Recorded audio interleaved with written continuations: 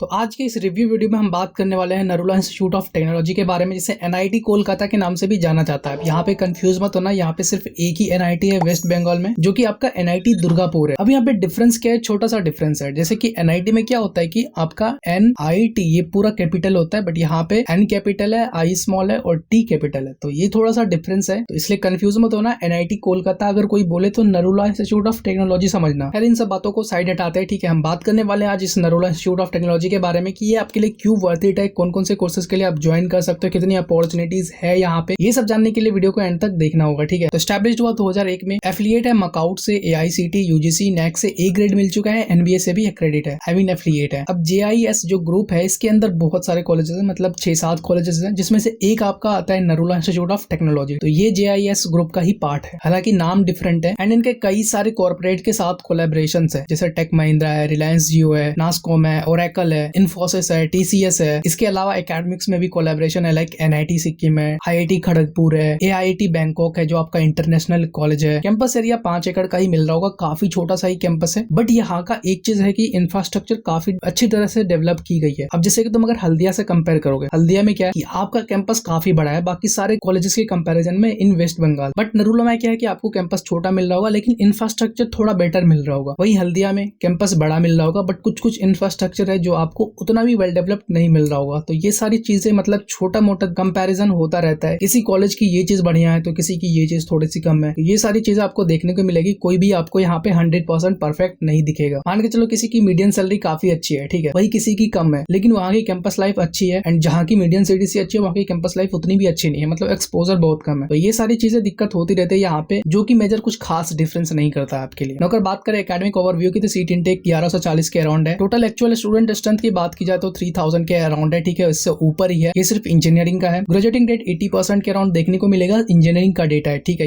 ये जितने भी यूजी कोर्सेज का डेटा है, ये सिर्फ इंजीनियरिंग बीटेक का डेटा है। Number of student selected for higher studies 16% है, ठीक है।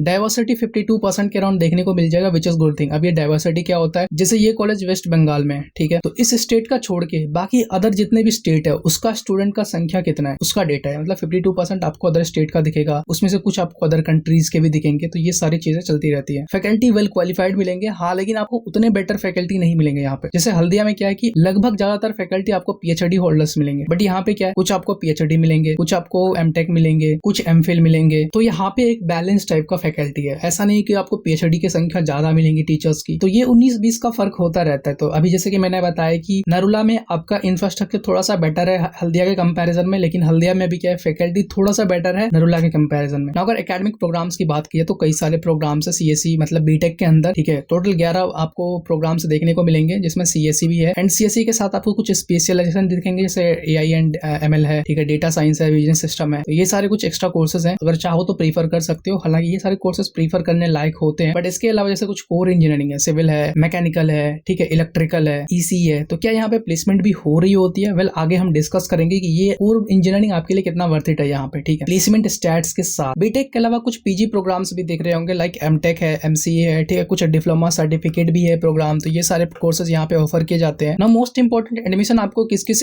मोड के थ्रू मिल रहा होगा, लाइक डब्ल्यूबीजे है, जेईई मींस है, इसका एक इंट्रेंस एग्जाम होता है, CEEAMPAI करके, ठीक है, इसके थ्रू भी जा सकते हो। एंड अगर आप मैनेजमेंट कोटा से भी जाना चाहते हो तो यहाँ से भी एडमिशन ले सकते हो, कोई दिक्कत नहीं है इसमें। बट यहाँ पे डायरेक्ट एडमिशन के लिए भी आपके पास डब्ल्यूबीजे या फिर जेईई मींस का स्कोर कार्ड होना चाहिए। अब यहाँ पे जो एडमिशन मिल रहा होता है, आप जितना जल्दी रजिस्टर करते हो, ठीक है, जितना जल्दी एडमिशन लेते हो उसके अकॉर्डिंग आपको मिल रहा होता है ब्रांचेस। अगर आप देखो किसी को सीएससी चाहिए तो जितना जल्दी स्टूडेंट अप्लाई करेगा उतना जल्दी उसको सीट मिलेगा, क्योंकि ये सारे कुछ ऐसे कॉलेजेस हैं जहाँ पे स्टूडेंट जाना प्रायोरिटी रखता है, ठीक है, प्रीफर करता है। बाकी अगर आप काउंसलिंग के थ्रू जाना चाहते हो तो उसके लिए कट ऑफ क्या होती है, हम सिर्फ सीएससी की बात करेंगे, इसमें कुछ स्पेशलाइजेशन वगैरह नहीं है। ऑल इंडिया कोटा के ओपन कोटा के थ्रू डब्ल्यूबीजे में 20,000 के आसपास रैंक है तो आप जा सकते हो यहाँ पे। जेईई मेंस के लिए 1,24,000 के समथिंग अगर रैंक है तो आप सीएससी के लिए जा सकते हो। तो अगर सीएससी का यहाँ पे इतना कट ऑफ है जेईई मेंस का, तो आप बाकी ब्रांचेस का समझ सकते हो, ठीक है, 2 लाख 3 लाख तक जाता होगा अदर कोर इंजीनियरिंग में। एलिजिबिलिटी क्राइटेरिया का अगर देखा जाए तो +2 में आपका 45% मार्क्स होना चाहिए, रिजर्व्ड कैटेगरी से तो 40% पे काम चल जाएगा। एंड अगर एडमिशन लेने की सोच रहे हो तो ये सारे डॉक्यूमेंट्स आप फोटोकॉपी एंड ओरिजिनल लेके जा सकते हो एडमिशन के लिए, ठीक है। ये सारे डॉक्यूमेंट की जरूरत पड़ने वाली है, तो इसका आप स्क्रीनशॉट ले सकते हो। अगर आपको पीडीएफ चाहिए तो आपको डिस्क्रिप्शन में लिंक मिल जाएगा, या फिर आप टेलीग्राम ग्रुप में ज्वाइन हो जाना अपडेटेड रहने के लिए। अप्लाई कैसे करना है, या तो आप डब्ल्यूबीजे की काउंसलिंग के थ्रू जा सकते हो, या अगर डायरेक्ट एडमिशन चाहते हो, आपकी लो रैंक है, तो आप हमारा गूगल फॉर्म फिल कर सकते हो, इसका लिंक लिंक भी आपको डिस्क्रिप्शन में मिल जाएगा या फिर कमेंट में मिल जाएगा, तो वहां से जाके आप डायरेक्ट अप्लाई कर सकते हो, गूगल फॉर्म फिल कर सकते हो एंड हम आपको कॉन्टेक्ट कर लेंगे। आगे की जो भी प्रोसेस होगी वो आपके साथ डिस्कस किया जाएगा, ठीक है ना। अगर फीस स्ट्रक्चर की बात की जाए तो देखो, अब वेस्ट बंगाल के अंदर जितने भी कॉलेजेस होते हैं ना, लगभग उसकी फीस बहुत ही कम होती है। लाइक आप बीटेक के अंदर देखो, सीएससी की अगर फीस देख रहे हो तो लगभग 7 लाख के राउंड पड़ जाएगा टोटल 4 साल का खर्चा। ये सिर्फ ट्यूशन फीस है। हॉस्टल का भी कितना माने, हॉस्टल का भी आप 4 से 5 के राउंड मान सकते हो, इतना में आपका आ जाएगा खर्चा टोटल 4 साल का, ठीक है। तो मतलब सीएससी जैसे ब्रांचेस आपका 10 से 11 लाख में या फिर 12 तक समझ लो, 10 से 12 लाख तक में आपका हो रहा होगा यहाँ पे पूरा आपका बीटेक का सीएससी के अंदर। ईसी वगैरह में आपको कम देखने को मिलता है, 6 लाख के आसपास। आईटी में वही फिर 6.5 लाख के अराउंड है, इलेक्ट्रिकल में 4 लाख के अराउंड है, सिविल में भी 4 लाख के अराउंड है, ठीक है। तो बाकी जितने भी कोर इंजीनियरिंग है उसमें आपको कम फीस देखने को मिलेगा अगर आप सीएससी जैसे ब्रांचेस से कंपेयर करते हो। वहीं स्पेशलाइजेशन वाले जितने भी कोर्स है वो 6.5 लाख के अंदर हो रहा होगा। स्कॉलरशिप, यहाँ पे स्कॉलरशिप अच्छी खासी देखने को मिल जाती है। अगर आप वेस्ट बंगाल स्टेट से हो तो वहाँ के स्टेट गवर्नमेंट का स्कॉलरशिप का भी फायदा ले सकते हो। उसके अलावा एक कॉलेज ये सारे स्कॉलरशिप प्रोवाइड करती है, ठीक है। अगर आप इसमें से किसी में भी आते हो तो स्कॉलरशिप ले सकते हो। बाकी डिटेल के लिए यहाँ पे आपका एक लिंक मेंशन है स्कॉलरशिप का, या फिर आप इस लिंक को गूगल में सर्च कर सकते हो, ठीक है। तो यहाँ से आप बाकी सारे स्कॉलरशिप की पूरी डिटेल में देख सकते हो। एजुकेशन लोन, हाँ एजुकेशन लोन के लिए भी जा सकते हो। अगर आपके लिए 10 लाख 11 लाख 12 लाख थोड़ा सा ज्यादा अमाउंट लग रहा है आपके फैमिली के अकॉर्डिंग, तो आप लोन के लिए भी जा सकते हो, कोई दिक्कत नहीं है यहाँ पे। या फिर अगर आप बिहार से आते हो तो बिहार स्टूडेंट क्रेडिट कार्ड भी ले सकते हो, ठीक है ना। Most important, utilized amount. College हर साल अपना बजट किस अकॉर्डिंग यूटिलाइज करता है, एकेडमिक्स पे, इंफ्रास्ट्रक्चर पे। लाइब्रेरी पे 30 लाख के अराउंड है। नंबर ऑफ पेटेंट 17 है, लेकिन ग्रांटेड अभी तक 0 है। स्पॉन्सर्ड प्रोजेक्ट 27 है। फंडिंग एजेंसी 24 है। टोटल अमाउंट रिसीव्ड 2.8 करोड़ के अराउंड है। न्यू इक्विपमेंट्स पे 1.89 करोड़ के समथिंग है। सैलरीज पे 24 करोड़ के अराउंड है, which is good amount. Maintenance of academic infrastructure पे लगभग 11 करोड़ के आसपास है, 11 करोड़ से थोड़ा सा ज्यादा ही है। इंजीनियरिंग वर्कशॉप पे 20 लाख के अराउंड है। अदर एक्सपेंडिचर पे 1.67 करोड़ के अराउंड है। सेमिनार कॉन्फ्रेंसेस वर्कशॉप पे 25 लाख से थोड़ा सा ज्यादा ही है। तो ओवरऑल काफी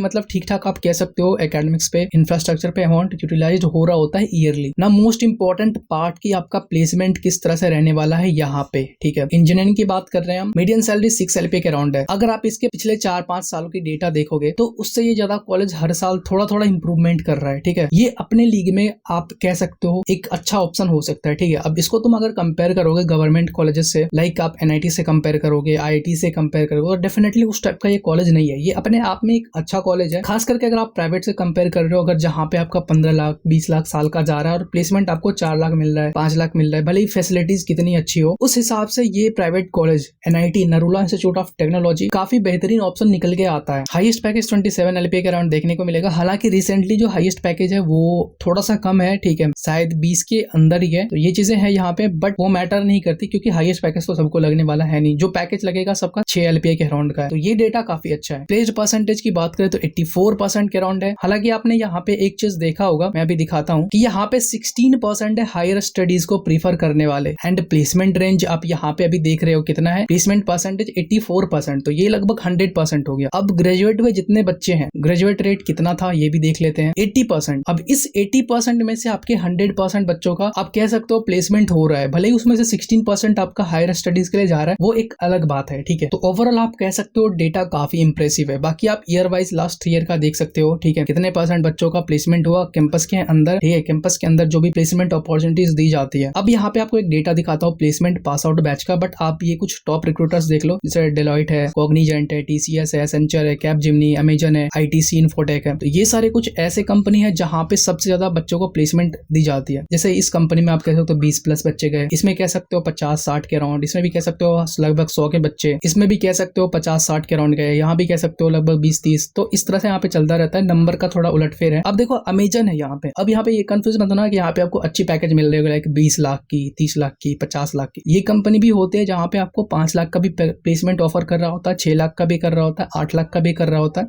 1 करोड़ का भी कर रहा होता है। तो जरूरी नहीं है कि आपको प्लेसमेंट उतना ही मिले। अब यहाँ से देखते हैं 2024 पास आउट बैच का प्लेसमेंट स्टैट्स। तो सबसे पहले तो आप ये देख लो कि ये डेटा आपका पास आउट बैच का है 2 महीने पहले का, ठीक है। तो यहाँ से आप देख सकते हो किस ब्रांच को एंड किस कंपनी में प्लेसमेंट मिली। तो यहाँ पे आप देख सकते हो CSE के अलावा अदर ब्रांचेस भी हैं, EC में भी प्लेसमेंट हो रहा है, IT में भी हो रहा है, ठीक है, इलेक्ट्रिकल में भी हो रहा है, ठीक है, सिविल में भी बच्चों की प्लेसमेंट हो रही है, मैकेनिकल में भी हो रही है, इलेक्ट्रिकल में भी हो रही है। तो ओवरऑल यहाँ से आप अगर प्लेसमेंट का डेटा देखोगे तो लगभग हर ब्रांच में बच्चों की प्लेसमेंट हो रही है। ऐसा नहीं है कि सिर्फ CSE वाले, IT वाले, EC वाले बच्चों की प्लेसमेंट हो रही है। आप यहाँ से खुद देख सकते हो, इसका PDF भी आपको मेंशन कर दूंगा, इसी PDF में यहाँ पे मेंशन है। तो दैट मींस कि कोर वालों को भी अपॉर्चुनिटी मिलती है, ऐसी बात नहीं है कि नहीं मिलती है। हाँ वो बात अलग है कि आपको प्लेसमेंट उतना अच्छा नहीं मिल रहा होगा, पैकेज उतना अच्छा नहीं मिल रहा होगा, बट अपॉर्चुनिटी है। बाकी ये सारे कुछ बेसिक फैसिलिटीज हैं जो आपको ऑब्वियसली मिलना ही चाहिए कॉलेजेस के अंदर। हाँ, लेकिन ये चीज भी है, आप समझ लो कि कैंपस इसका काफी छोटा है तो उतनी अच्छी फैसिलिटीज नहीं मिल रही होगी। बाकी इसके कुछ फेस्ट वगैरह भी है जो आपके कैंपस लाइफ को थोड़ा सा और अच्छा कर देगा, एंड कुछ क्लब्स वगैरह भी है साइंस के, स्पोर्ट्स के, ठीक है, कोडिंग कल्चर, तो ये सारी चीजें आपको अच्छी खासी देखने को मिल रही होगी। नाउ आखिरी सवाल, why Narula institute of technology. देखो इसको मैं ओवरऑल रेट करूंगा 5.5 आउट ऑफ 10। ये मैंने इसलिए रेट किया क्योंकि एकेडमिक्स को आप एवरेज मान सकते हो, ना उतना भी बुरा है ना उतना भी मतलब अच्छा है। यहाँ की फैकल्टी आपको थोड़ी सी डिसअपॉइंट कर सकती है, इसलिए मैंने 4.9 रेट किया आउट ऑफ 10, क्योंकि हल्दिया का थोड़ा सा यहाँ से बेटर है faculty, but at the end वो मैटर भी नहीं करता क्योंकि आपको तो खुद से ही मेहनत करना होता है। इंफ्रास्ट्रक्चर थोड़ा सा बेटर है, हालांकि कैंपस काफी छोटा ही देखने को मिलेगा। एक्सपोजर अपॉर्चुनिटी है यहाँ पे, ठीक है, हालांकि ये कोलकाता से मेन सिटी से